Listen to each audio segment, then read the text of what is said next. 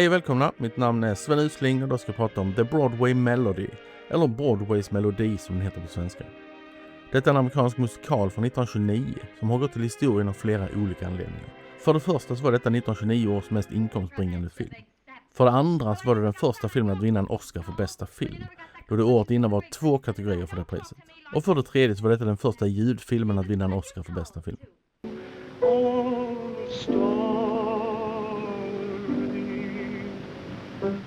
Bring a frown to a Broadway.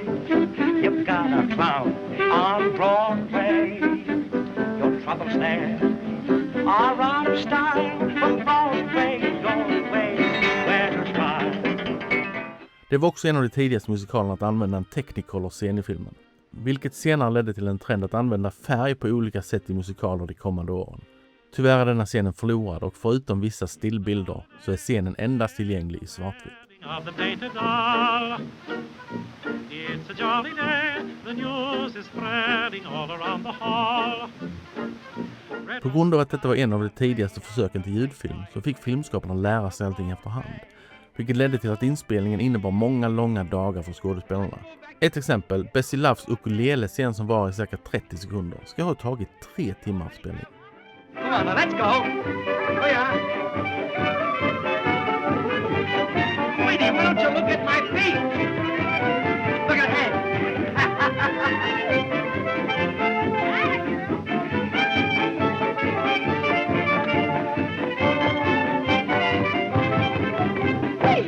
Nu var det mycket snack om det tekniska. Vad beror det på? Jo, det är nämligen så att denna filmen ofta nämns som den sämsta filmen som vunnit Oscar för bästa film. Och frågan är då om det stämmer. Men låt mig först prata lite om handlingen. Filmen handlar om Hank och Queenie, 2 systrar som har en populär vaudeville-akt på västkusten som kommer till New York för att slå igenom på Broadway. Hank är ihop med Eddie som lovar att skaffa dem ett jobb i den nya showen han är med i.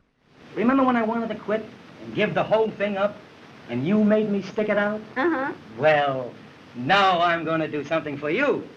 Zanfield's bought my new song, The Broadway Melody, and he's naming his review after it.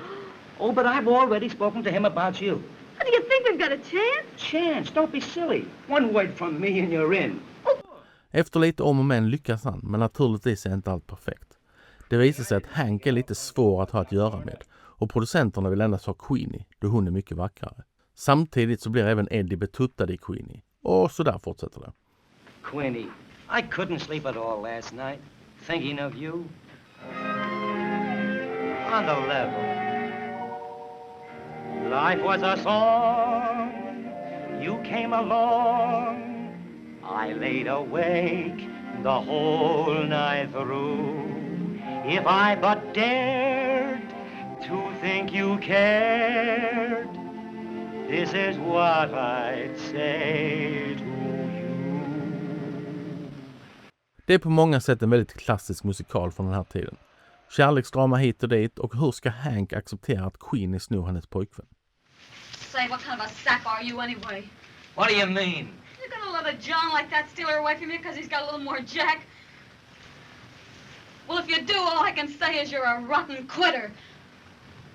You love her, don't you? Såklart löser sig allt på bästa sätt, som det ofta gör i lättsamma komedier.